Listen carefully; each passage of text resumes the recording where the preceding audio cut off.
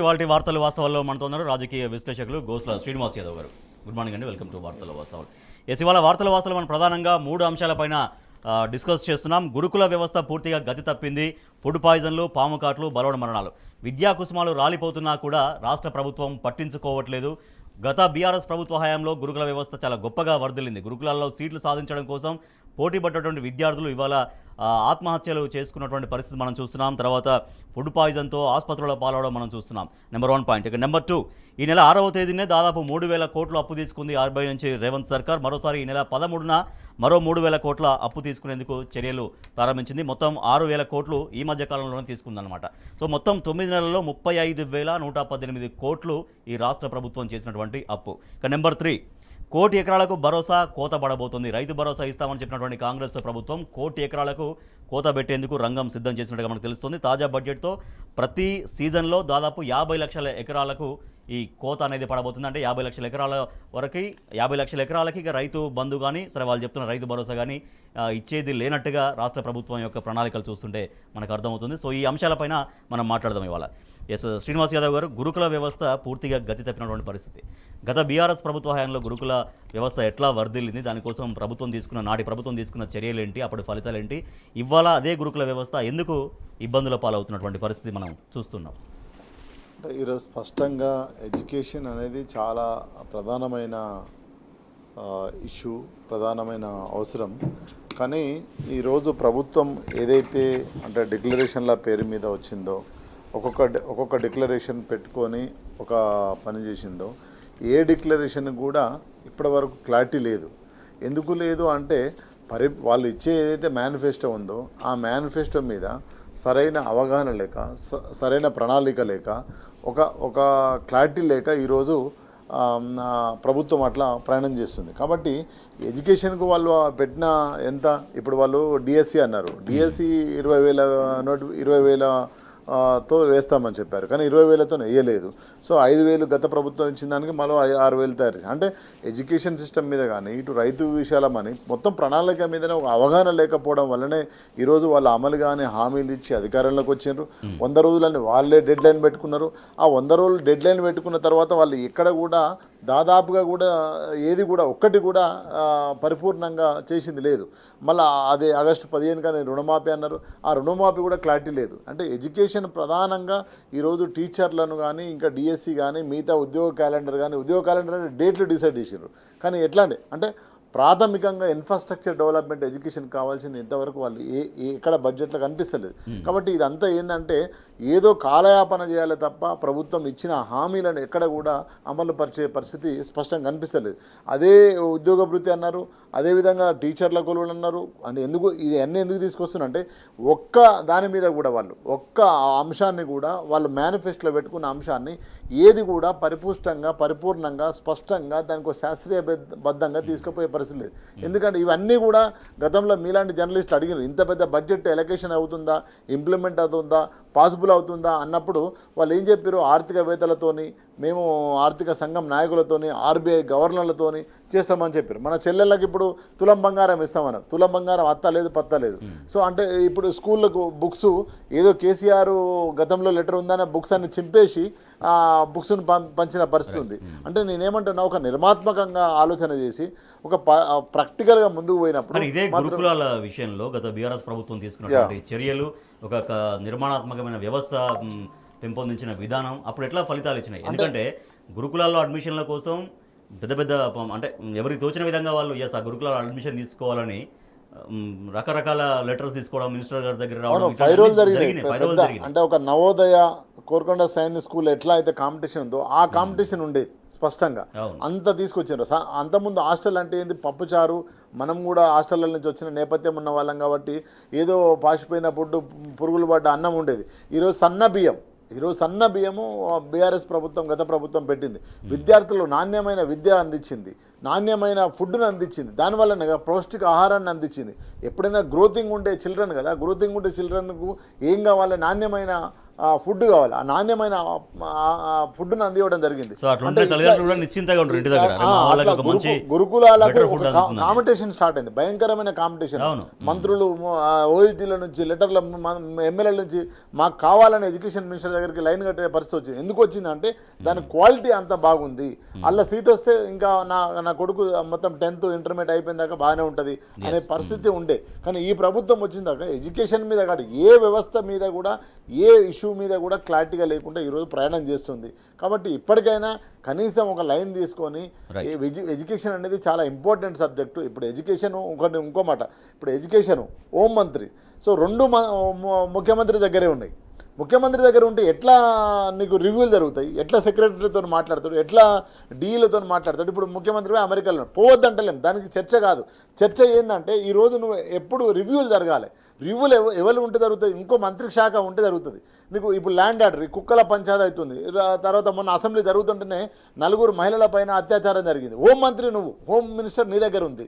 So ప్రధానమైన మానవ సంబంధాలు, అభివృద్ధి శాఖలు నీ దగ్గర పెట్టుకొని నువ్వు ఈరోజు రివ్యూ ఏమని చెప్తాడు గురుకులాల మీద? ఎవరు రివ్యూ చేస్తారు? పిల్లల పురుగుల అన్నం పడుతుంది, ఎవరు రివ్యూ చేయాలి? ముఖ్యమంత్రి రివ్యూ చేయాలి. ముఖ్యమంత్రి ఎక్కడంటే అమెరికాలో ఉన్నాడు, పెట్టుబడుల కోసం పోయింది, కాదనడానికి లేదు. కాబట్టి ఈరోజు మంత్రి శాఖ వేరే వాళ్ళకి ఇస్తే వాళ్ళు కూర్చొని రివ్యూ చేస్తారు కదా, చీఫ్ సెక్రటరీ, మిగతా కలెక్టర్లు, డిఈఓలు, ఎంఈఓలు, ఏఈఓ అందరూ మాట్లాడతారు కదా. కాబట్టి పరిపాలన అవగాహన లేకనే ఇదంతా జరుగుతుందనేది మనకు స్పష్టంగా అర్థమవుతుంది. రైట్, ప్రస్తుతం మనతో జాయిన్ అయ్యారు బీఆర్ఎస్ నాయకులు రజితారెడ్డి రెడ్డి గారు. గుడ్ మార్నింగ్ అండి. రైట్, రజితారెడ్డి రెడ్డి గారు, హాస్టళ్ల విషయంలో, గురుకులాల హాస్టళ్లలో ఫుడ్ పాయిజన్లు చాలా నిత్యకృత్యంగా కనిపిస్తున్నాయి. దాదాపు ఇప్పటిదాకా 30కి పైగా పాము కాటు కేసులు కూడా నమోదైనాయి. అటువంటి వాళ్ళకైనా ఎవరైనా బాధ్యులు ఉంటారో ఆ బాధ్యులపైన చర్యలు మాత్రమే తీసుకుంటారు తప్పించి ఒక దీర్ఘకాలిక పరిష్కారం ఆలోచిద్దామనే ధోరణిలో ప్రభుత్వం ఉన్నట్టుగా కనిపించట్లేదు. కారణం ఏంటి? ముఖ్యంగా ప్రభుత్వం ఈరోజు గురుకులాలను పట్టించుకుంటలేదండి. ప్రభుత్వ రెసిడెన్షియల్ స్కూళ్ళల్లో ఇవాళ పిల్లలకు రక్షణ లేకుండా పోయింది. 500 మంది విద్యార్థులు ఇవాళ ఫుడ్ పాయిజనింగ్తో సఫర్ అవుతున్నారు. 36 మంది విద్యార్థులు ఆల్రెడీ చనిపోయినరు. అంటే దీని మీద ప్రభుత్వం ఎలాంటి శ్రద్ధ చూపించకపోగా, ఎలాంటి చర్యలు తీసుకోకపోగా, వాటికి బాధ్యులైన వాళ్ళను శిక్షించకపోగా ప్రభుత్వం కాపాడుతున్నది. ఇలా గురుకుల పాఠశాలల్లో పాము కాటుతో బలవుతున్నారండి విద్యార్థులు. అంటే భావి భారత నిర్మాణానికి పునాదులు వేసే చిన్నారులు ఈరోజు పాము కాటుతో చనిపోవడం ఎంత బాధాకరం అండి. విద్యార్థులకు కూడా అది ఎంత కడుపుకోతండి. మరి ప్రభుత్వం ఇవన్నీ పరిరక్షించాల్సింది పోయి మరి ఇది చోద్యం చూస్తుందంటే ఇది చాలా బాధాకరం అండి. సంక్షేమ పాఠశాలల్లో ఎలాంటి పర్యవేక్షణ లేక, కనీసం డ్యూటీ నర్సులు కూడా లేక ఇలా మన ఏమంటారు స్టూడెంట్స్ ఇన్ని ఇబ్బందులు పడుతుంటే నిజంగా గవర్నమెంట్ ఇవాళ చాతగానితనంతో చూస్తుంది. ఇలా పిల్లల ప్రాణాలను కాపాడడానికి కేసీఆర్ గారి ప్రభుత్వం పనేషియా 24/7 అనే కమాండ్ సెంటర్ని ప్రారంభిస్తే ఇవాళ కాంగ్రెస్ ప్రభుత్వం దాన్ని మూసేసింది. ఇవాళ కింద వండుకుంటే పిల్లలు పాము కాటుతో చచ్చిపోతున్నారని కేసీఆర్ గారి ప్రభుత్వం డబుల్ మంచాలని ఇచ్చింది. ఇలా కాంగ్రెస్ ప్రభుత్వం రాగానే అవన్నీ కూడా బంద్ చేసిండ్రు. అంటే పిల్లల ప్రాణాలతో చెల్లగాటం ఆడుతున్నారు. అంటే కేవలం కార్పొరేట్ స్కూళ్ళల్లో చదివే విద్యార్థులు, పిల్లలు మాత్రమే వీళ్ళకు వాళ్ళ ప్రాణాలు మాత్రమే ముఖ్యమంటే, అంటే ఇలా పేద పిల్లల ప్రాణాలు వీళ్ళకి అంత చులకనా? ఇలా పేదవాళ్ళ మీద వీళ్ళంటే అంటే కక్ష సాధింపు చర్యనా? అంటే కాంగ్రెస్ ప్రభుత్వానికి పేద పిల్లలు పట్టట్లేదండి. అంటే చూడండి, ఏదైనా సరే కేసీఆర్ గారు నిర్వర్తించిన దాంట్లో వీళ్ళు సగం కూడా ఇవాళ నిర్వర్తిస్తలేరు. ఇవాళ గవర్నమెంట్ స్కూళ్ళలో హాజరు శాతం కూడా తగ్గింది. కేసీఆర్ గారి ప్రభుత్వం దిగిపోగానే పిల్లలు ఇటు గవర్నమెంట్ స్కూల్స్ కానీ గవర్నమెంట్ హాస్పిటల్స్లో ప్రసవాలు కూడా తగ్గినాయండి. అసలు రోజుకు 200 డెలివరీలు అయ్యేది ఒక్కటి కూడా అవుతలేదట. ఇప్పుడు అసలు డాక్టర్లు లేక అస్తవ్యస్తంగా, అసలు మొన్న ఎంజీఎంలో 4 రోజుల పసికందును కుక్కలు పిక్కుతున్నాయండి. ఎంత బాధాకరం. ఇది రాష్ట్రంలో ఏం జరుగుతుంది అసలు?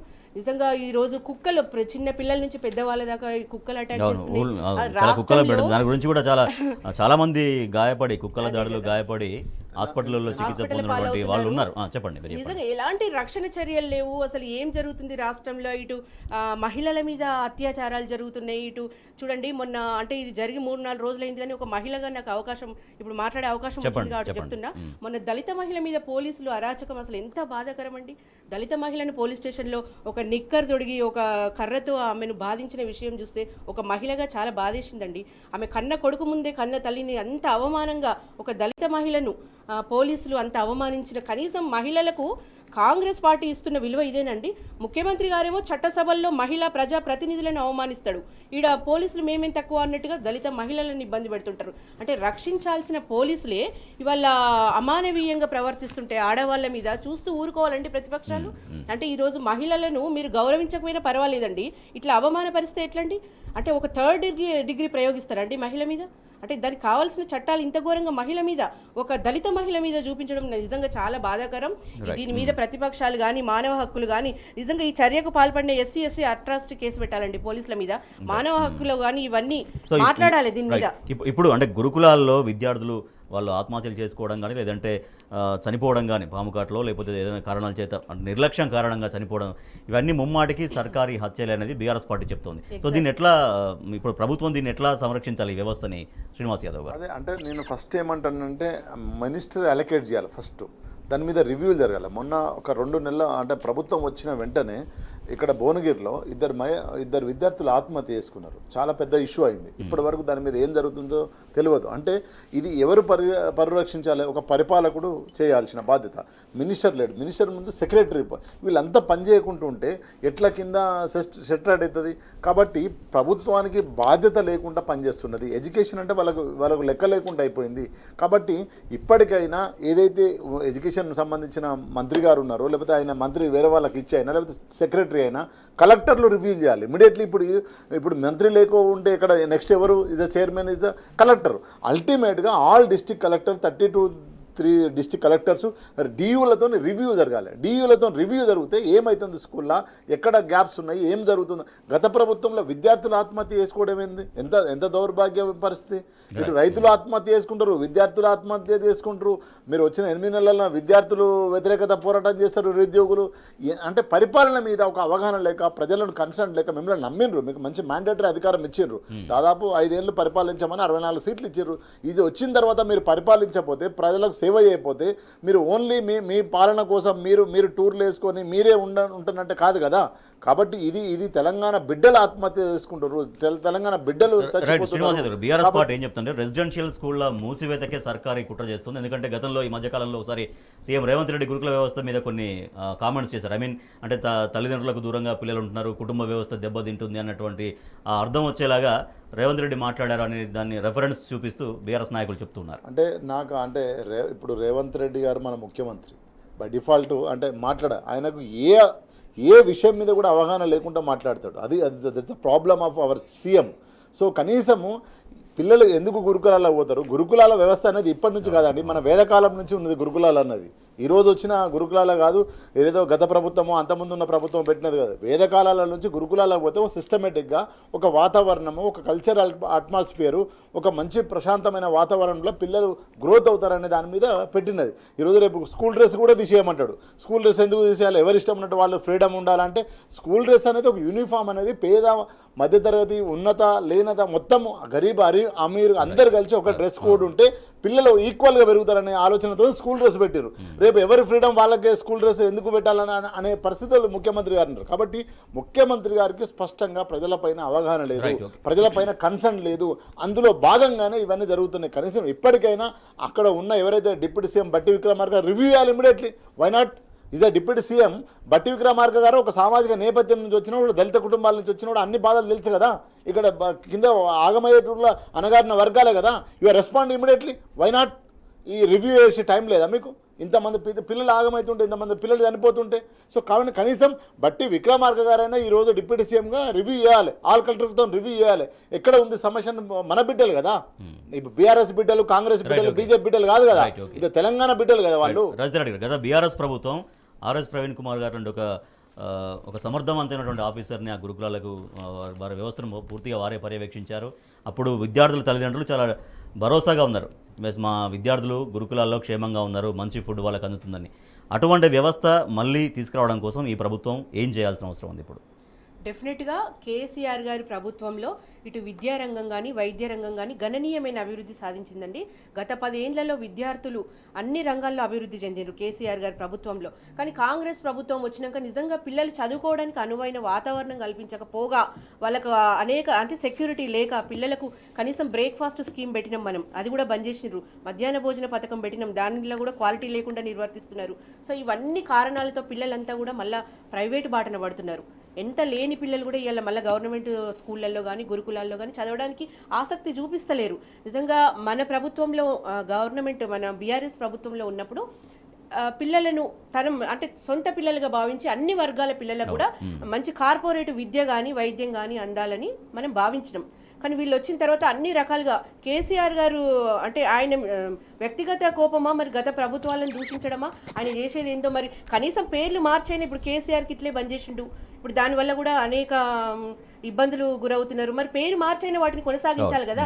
విద్యారంగం కూడా మరి విద్యాశాఖ దగ్గర పెట్టుకొని ఈయన ఏం చేస్తున్నాడండి? మరి విద్యాశాఖ కూడా అంటే దాని లోపాలు కూడా స్పష్టంగా కనబడుతున్నాయి. ఇప్పుడు అనేక దుర్మరణాలు, పాపం పిల్లలు, చిన్న పిల్లలండి ఈరోజు పాము కాటుతో బలవడం ఎంత శోచనీయం అండి, ఎంత బాధ. ఫుడ్ పాయిజనింగ్, బలవన్ మరణాలు, పిల్లలు సూసైడ్ చేసుకొని చచ్చిపోతున్నారండి. మరి దీని మీద ఒక స్పెషల్ కేటగిరీ పెట్టాలి కదండి. దాని మీద ఒక సూపర్వైజర్ ఉండాలి, ప్రత్యేక స్టాఫ్ నర్సులు ఉండాలి పిల్లలకు. దాని మీద పర్యవేక్షణే లేదు అసలు. విద్యాశాఖ దగ్గర పెట్టుకుని ఈయన చోద్యం చూడడం చాలా తప్పండి. నిజంగా పిల్లలకు ఇవాళ మంచి విద్యను కానీ వైద్యం కానీ అందించాల్సిన బాధ్యత ప్రభుత్వాలదే. మంచి పౌష్టికాహారం అనేది వాళ్ళకి తప్పకుండా ఈ వయసులో అందాలి కదా.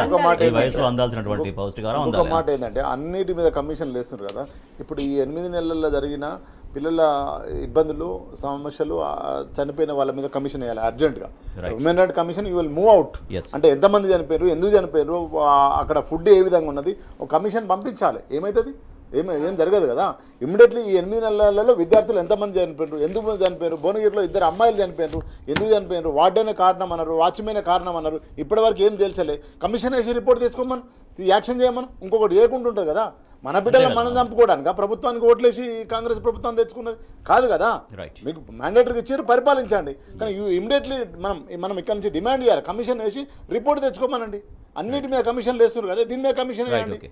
ఆర్బీఐ దగ్గర ఈ నెల 6వ తేదీనే 3,000 కోట్లు అప్పు తీసుకుంది రాష్ట్ర సర్కార్. మళ్ళీ ఈ నెల 13న మరో 3,000 కోట్లు అప్పు తీసుకోవడం కోసం రంగం సిద్ధం చేసింది. అంటే 1 వీక్లో 6,000 కోట్లు అప్పు చేసింది. 9 నెలల కాలంలో ఈ రాష్ట్ర ప్రభుత్వం ఏర్పడిన తర్వాత ఈ 9 మంత్స్లో రాష్ట్ర ప్రభుత్వం చేసిన అప్పు 35,118 కోట్లు. ఎస్ రజిత రెడ్డి గారు, 9 నెలల కాలంలో 35,118 కోట్లు కాంగ్రెస్ ప్రభుత్వం అప్పు చేసింది. బట్ ఇదే కాంగ్రెస్ ప్రభుత్వం అప్పుడు కాంగ్రెస్ పార్టీగా ఉన్నప్పుడు గత బీఆర్ఎస్ ప్రభుత్వం మొత్తం లక్షల కోట్లు అప్పులు చేసి మొత్తం రాష్ట్రాన్నంతా అప్పుల పాలు చేసిందనేది రకరకాల వ్యాఖ్యలు, రకరకాల విమర్శలు చేసింది. మళ్ళీ ఇవాళ కాంగ్రెస్ ప్రభుత్వం అదే రకంగా అప్పుల బాటలో ఎందుకు పోతుంది, మీరేం చెప్తారు?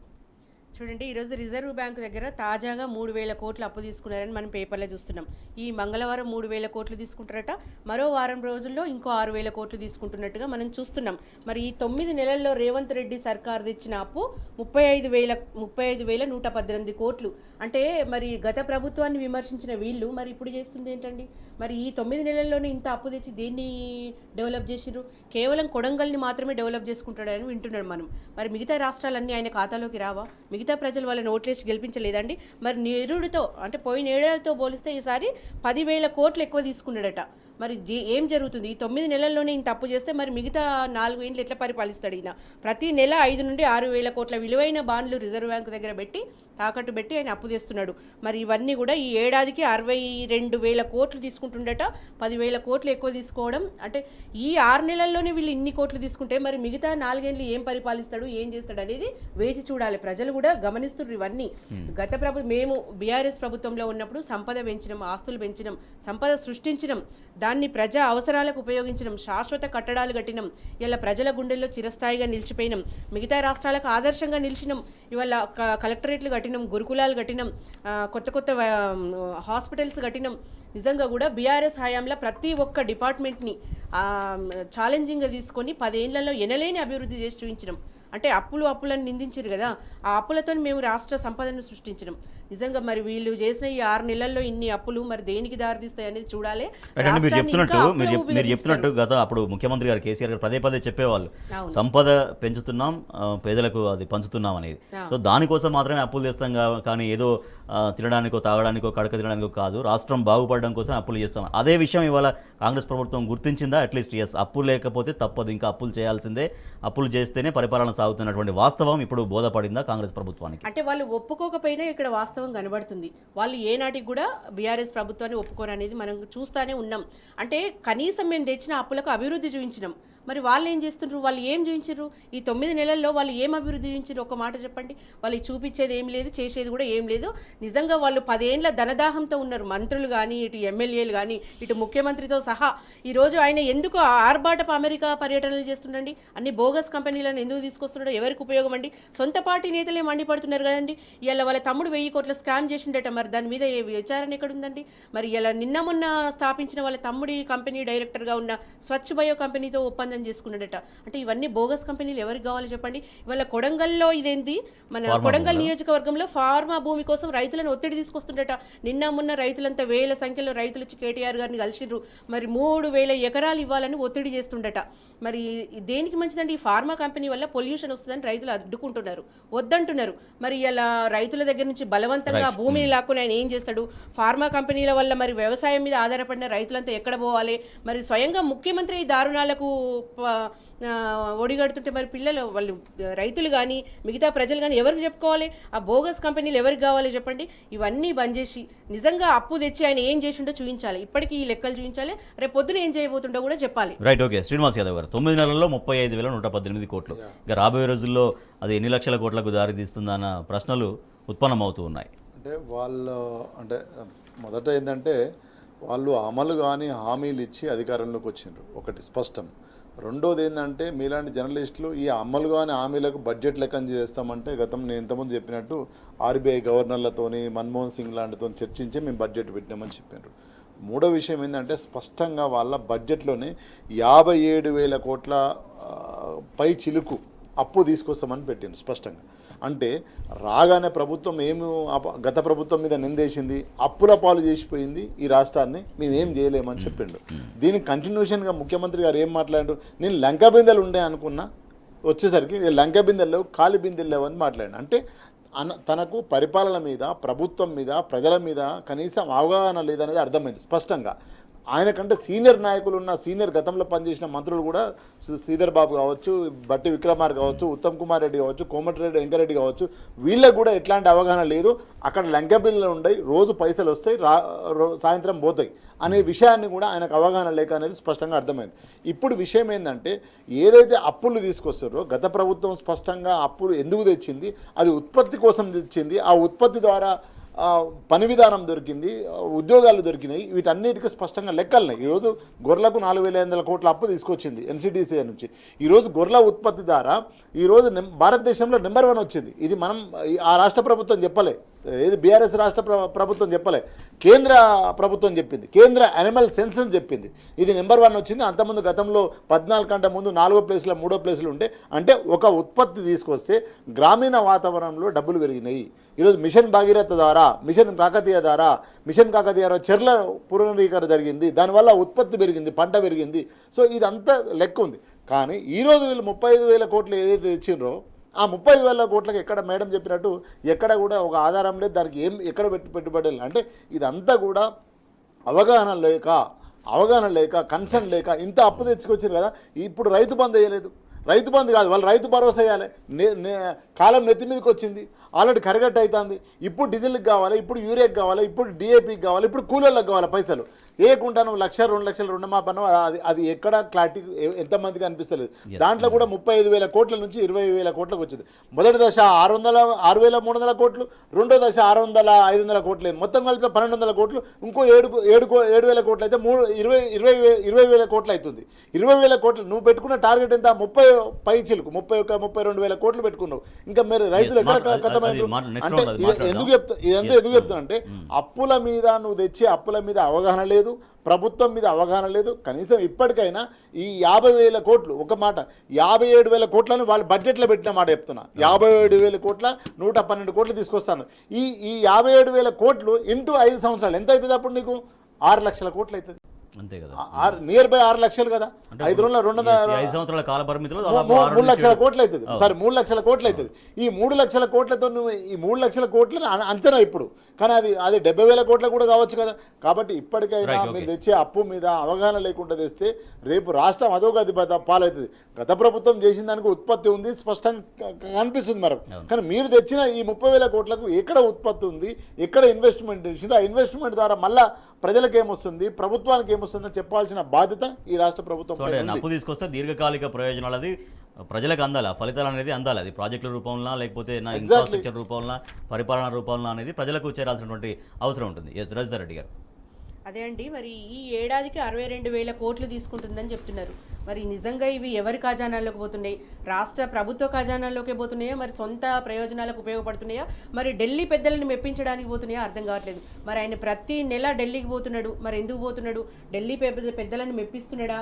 ఆయన అంటే ఆయన సీఎం సీటు కాపాడుకోవడానికి పెడుతున్నాడా, మరి రాష్ట్ర ప్రయోజనాలకు పెడుతున్నాడని మేమైతే అనుకోవట్లేదండి.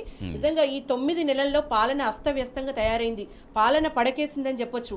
ఏ రంగంలో చూసినా నిరుత్సాహమే కనబడుతుంది. ఎటు చూసినా ఇటు పోలీస్ వ్యవస్థ కానీ ఇటు రక్షణ లేకుండా పోయింది రాష్ట్రంలో.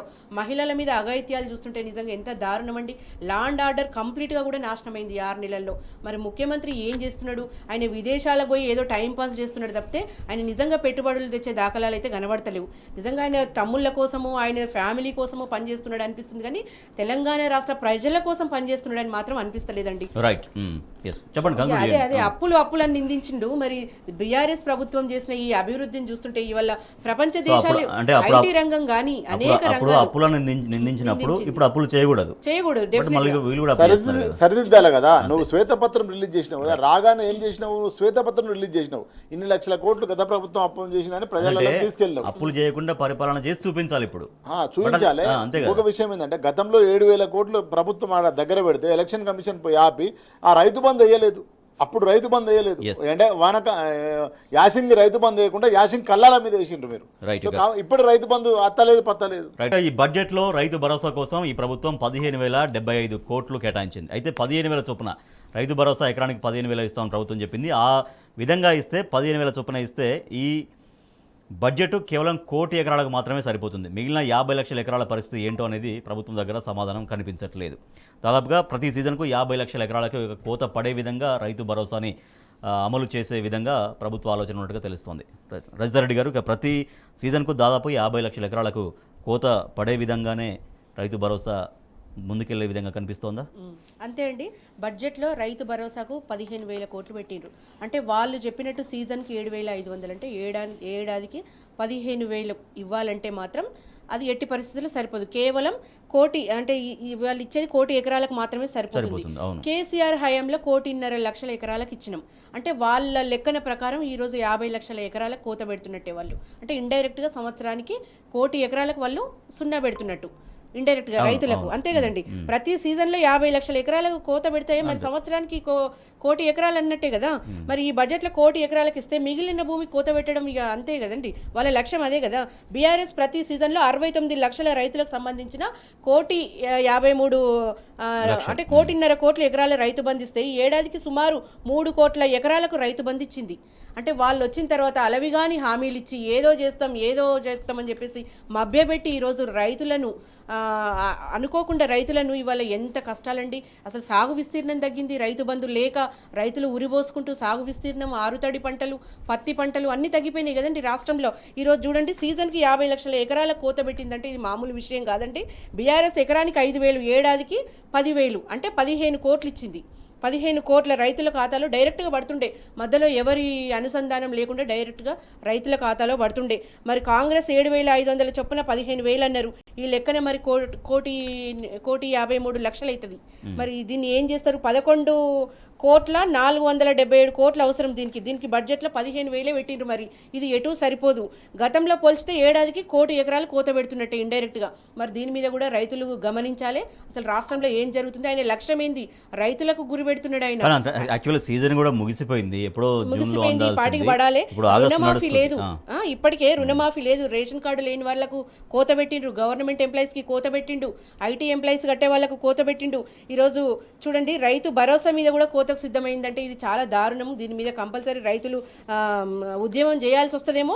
సాగు విస్తీర్ణం ఘోరంగా తగ్గిపోయిందండి ఈరోజు. పంట విస్తీర్ణం, సాగు విస్తీర్ణం, ఇలా రైతులు అప్పులు తెచ్చుకొని ఇలా విస్తీర్ణం అంటే పంట పెట్టుబడి లేక ఇటు పెట్టకుండా ఇప్పుడు చేసినటువంటి రుణమాఫీ తీసుకుంటే చేసిన రుణమాఫీ కూడా ప్రాపర్గా జరగక రైతులు చాలా ఇబ్బందులు పడుతున్నారు. నిజంగా. బ్యాంకుల వీళ్ళు తిరగడం, ఏ స్కీమ్ తర్వాత ప్రజావానికి వెళ్ళడం, అక్కడ సమాధానం దొరకకపోవడంతో ఏం చేయాలో అర్థం కాని కొంతమంది పరిస్థితులు రైతులు అటు రైతు గ్రామీణ రుణమాఫీ, బ్యాంకు ముందు రైతు ఊరేసుకొని భరోసా రెండు ఇబ్బందులే.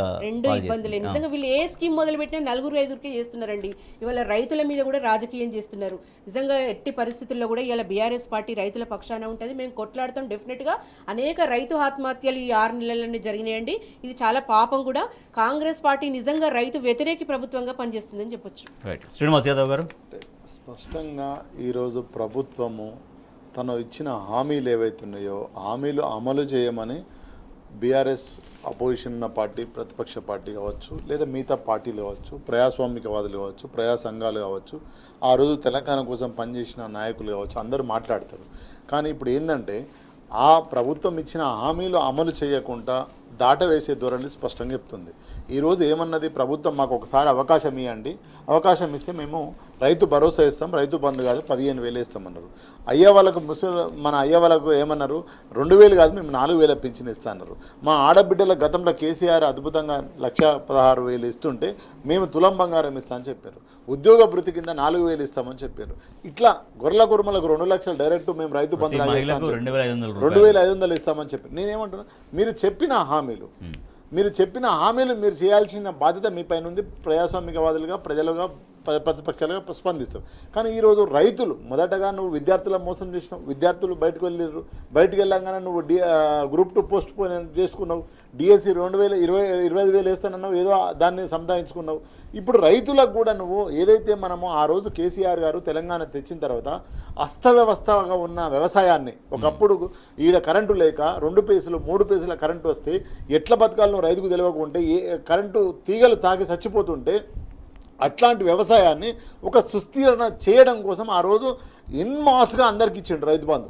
దానికి మీరు పుట్టలకు ఇచ్చిండ్రు, పెట్రోల్ బంకులకు ఇచ్చిండ్రు, మన్నుకి ఇచ్చిండ్రు, మశానం ఇచ్చిండ్రు. ఇప్పుడు సెటరైట్ చేయను, యూ కెన్ డూ సెటరైట్. ఇప్పుడు సుస్థిరత వచ్చింది వ్యవసాయం మీద. ఇక్కడ 1 ఎకరం అమ్ముతే అక్కడ 10 ఎకరాలు, పక్కన ఉన్న రాష్ట్రంలో 10 ఎకరాలకు పోయే స్థాయికి అక్కడ ఉన్న ముఖ్యమంత్రి చెప్పాడు. ఎట్లొచ్చింది ఇది? గతంలో 2014 కంటే ముందు అక్కడ 1 ఎకరం అమ్ముతే ఇక్కడ 10 ఎకరాలు వచ్చేది. ఇప్పుడు ఇక్కడ 1 ఎకరం అమ్ముతే అక్కడ 10 ఎకరాలు ఉంటే ఎట్లయింది ఇది? ఏమన్నా అల్లా దీపం, అద్భుత దీపం అన్న కాలే. ఒక సుస్థిరత కోసం నీళ్లు తీసుకొచ్చి, కరెంట్ ఇచ్చి, 24 గంటల కరెంట్ ఇచ్చి, మంచి ఎరువులు ఇచ్చి, రైతుకు భరోసా ఇచ్చి, రైతు బంధు ఇస్తే ఈరోజు అట్లా నిర్మాణం చేసి మిషన్ కాకతీయ ఏంటి? మిషన్ కాకతీయ భారీ ప్రాజెక్టులు కూడా. కాళేశ్వరం ఏంటి? మీరు కాళేశ్వరం క్రాక్ అయిందన్నారు. రాహుల్ గాంధీ వచ్చిండు. ఇప్పుడు రాహుల్ గాంధీ సుంకిశీల కూడా రావాలి. ఎందుకు రాడు సుఖశీలకు రాహుల్ గాంధీ? రావాలా చూడాలి. ఇప్పుడు నువ్వు ఒక సోషల్ మీడియాలో, ఒక ప్రధాన పత్రికలో రాసిందాక 10 రోజులు ఎందుకు నువ్వు ఆపినావు? ఆ సుఖశీల కూలినప్పుడు నీ అసెంబ్లీ జరుగుతుంది. నిన్న అదే ఎక్స్ వేదికగా రాహుల్ గాంధీకి ప్రశ్నలు గురిపించారు కేటీఆర్ గారు. ఎందుకు విచారణకు వెనుకడుగు వేస్తున్నారు? ప్రమాదానికి బాధ్యులు ఎవరు? కప్పిపుచ్చుతున్నది ఎవరు? కాంట్రాక్ట్ సంస్థల్ని బ్లాక్ లిస్ట్ లో పెట్టకుండా అడ్డుకుంటున్నది ఎవరు? ఈ పాయింట్స్ రేజ్ చేశారు. చెప్పండి. నేను అదే అంటున్నా, ఈ రోజు వరకు క్లారిటీ లేదు.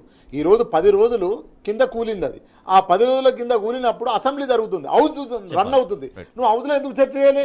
బీఆర్ఎస్ ప్రభుత్వం ఎండగట్టాలి కదా. బీఆర్ఎస్ ప్రభుత్వం తప్పు చేసిందని దోషిగా హౌస్ లో నిలబెట్టాలి కదా. నువ్వు ఎందుకు నిలబెట్టలే? నీ మంత్రి అదే జిల్లా మంత్రి కదా, ఏదే పారుదల శాఖ మంత్రి ఉత్తమ్ కుమార్ రెడ్డి కదా. మరి ఉత్తమ్ కుమార్ రెడ్డి మాట్లాడాలి కదా. ఉత్తమ్ కుమార్ రెడ్డి ఎప్పుడు విజిట్ చేసిండు? బయట సోషల్ మీడియా ప్రధాన పత్రికలలో రాసినాక పోయినావు. 10 రోజులు ఏం చేసినావు అంటే నువ్వే దాంట్లో కుట్ర దాగి ఉన్నదని అర్థమవుతుంది, నువ్వే దాంట్లో ఉన్నావని అర్థమవుతుంది. సుంకిశాల ప్రమాదాన్ని వీళ్ళు ఎందుకు చిన్నగా చూపిస్తున్నారో అర్థమైతలేదండి. 100% కూడా ముఖ్యమంత్రి గారి వైఫల్యం అని చెప్పొచ్చు.